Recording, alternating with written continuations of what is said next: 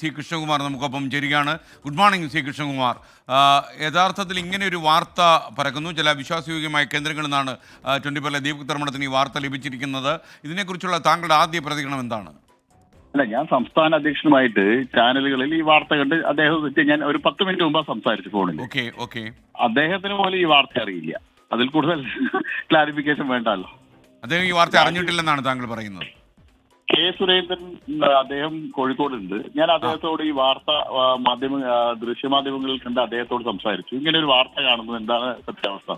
അദ്ദേഹം പറഞ്ഞു എനിക്കറിയില്ല, അങ്ങനെ വാർത്ത വരുന്നുണ്ടോ ചോദിച്ചു. അദ്ദേഹത്തിന് അറിയില്ല എന്ന് പൂർണ്ണമായും നിഷേധിച്ചതാണോ അതോ രാഷ്ട്രീയ കാരണങ്ങളാൽ അദ്ദേഹം പുറത്തു പറയാത്തതാണോ? അദ്ദേഹത്തിന് അറിയില്ല. അദ്ദേഹം അങ്ങനെ ഒരു തീരുമാനം അദ്ദേഹത്തിന്റെ ഭാഗത്തില്ല. അല്ല, ഇത്തരമൊരു ധാർമ്മിക ഉത്തരവാദിത്വം ഏറ്റെടുത്ത് രാജി പ്രഖ്യാപിക്കേണ്ട അവസ്ഥ ഇപ്പോൾ നിലവിലുണ്ടോ ബി.ജെ.പിയിൽ? എന്തിന്റെ അടിസ്ഥാനത്തിലാണ് രാജിവെക്കേണ്ടത് സംസ്ഥാന പ്രസിഡന്റ്? കാരണം ചോദിക്കുന്നത് ബി.ജെ.പിയുടെ സിറ്റിംഗ് സീറ്റാണോ നഷ്ടപ്പെട്ടിരിക്കുന്നത്? സിറ്റിംഗ് സീറ്റ് അല്ല, വോട്ട് കുറഞ്ഞു എന്നുള്ളത്. അല്ല, ഞാൻ ശ്രീകണ്ഠൻജിയോട് ചോദിക്കുന്നത്, ബി.ജെ.പിക്ക് 40,000 വോട്ടാണ് പാലക്കാടുള്ളത്. 2016 76.77% വോട്ട് പോൾ ചെയ്ത സമയത്ത് ശ്രീമതി ശോഭാ സുരേന്ദ്രന് 40,076 വോട്ട്. 70% വോട്ട് പോൾ ചെയ്ത ഈ തെരഞ്ഞെടുപ്പിൽ എനിക്ക് കിട്ടിയിരിക്കുന്നത് 39,524 വോട്ട്. 500 താഴെ വോട്ടിന്റെയാണ് പോളിംഗ് ശതമാനം കുറഞ്ഞിരിക്കുന്നത്. ശ്രീധരൻ സാറ് മത്സരിക്കുന്ന സമയത്ത് കിട്ടിയ വോട്ട് നിഷ്പക്ഷമായിട്ടുള്ള 10,000-ഓളം വോട്ടുകൾ ബി.ജെ.പിക്ക് അധികമായി ലഭിച്ചിട്ടുണ്ട് എന്നുള്ളത് കഴിഞ്ഞ 21 തെരഞ്ഞെടുപ്പിന് ശേഷം ഞങ്ങൾ വിലയിരുത്തിയതാണ്. ആ വോട്ട് മുഴുവൻ നമുക്ക് നിലനിർത്താൻ കഴിഞ്ഞില്ല, കാരണം നിഷ്പക്ഷമായിട്ടുള്ള വോട്ടുകളാണ്. നിരവധി സാഹചര്യങ്ങൾ നഗരസഭയ്ക്കെതിരായിട്ട് വലിയ പ്രചരണമാണ് കഴിഞ്ഞ 1.5 വർഷക്കാലമായിട്ട് രണ്ട് മുന്നണികളും നടത്തുന്നത്. നഗരസഭയുടേതല്ലാത്ത വീഴ്ചകൾ, റോഡിന്റെയും അതുപോലെ തന്നെ ടൗൺ ഹാളിന്റെയും ഉൾപ്പെടെയുള്ള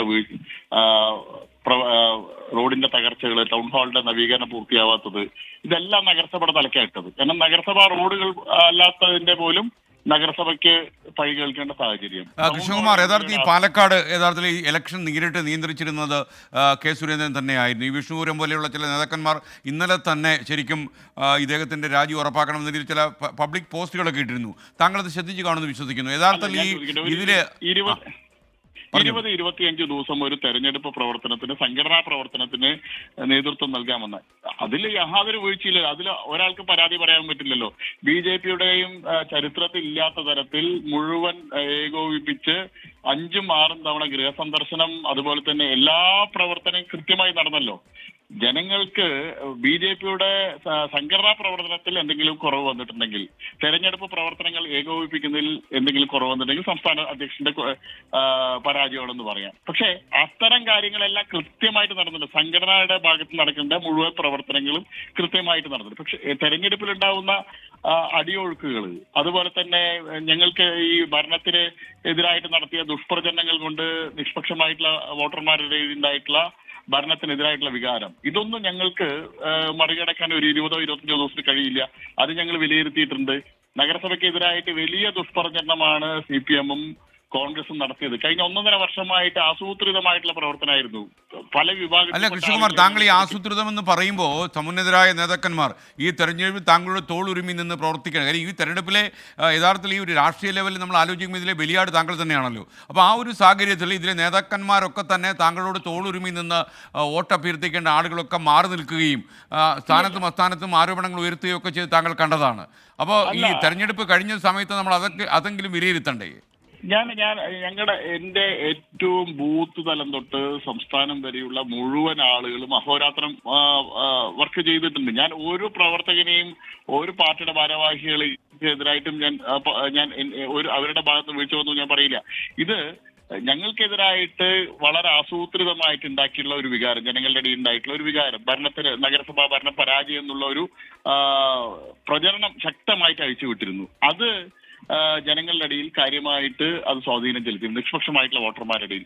അവിടെ ഞാനൊന്ന് ചോദിക്കട്ടെ സി കൃഷ്ണകുമാർ, അതായത് അവിടെ നിങ്ങൾ ഏർപ്പെടുത്തിയ പാലക്കാട് മുനിസിപ്പാലിറ്റി ഏർപ്പെടുത്തിയ യൂസർ ഫീയും അതുപോലെ മാർക്കറ്റ് മാറ്റം നോക്കുക, ഈ തീരുമാനങ്ങൾ പിൻവലിക്കാൻ ബി.ജെ.പി തീരുമാനിച്ച മുനിസിപ്പൽ കമ്മിറ്റിയോട് ആവശ്യപ്പെട്ടിരുന്ന വാർത്ത കൂടി ഉണ്ടല്ലോ. അതിനെക്കുറിച്ച് കൃഷ്ണകുമാർ എന്ത് പറയും? അതെ, യൂസർ ഫീയുടെ വിഷയത്തിൽ നഗരസഭാ കൗൺസിൽ പ്രമേയം പാസാക്കി സർക്കാരിന് അയച്ചു. സർക്കാരാണ് തീരുമാനം എടുക്കേണ്ടിയിരുന്നത്, സ്ലാബ് സിസ്റ്റം കൊണ്ടുവരേണ്ടിയിരുന്നത്.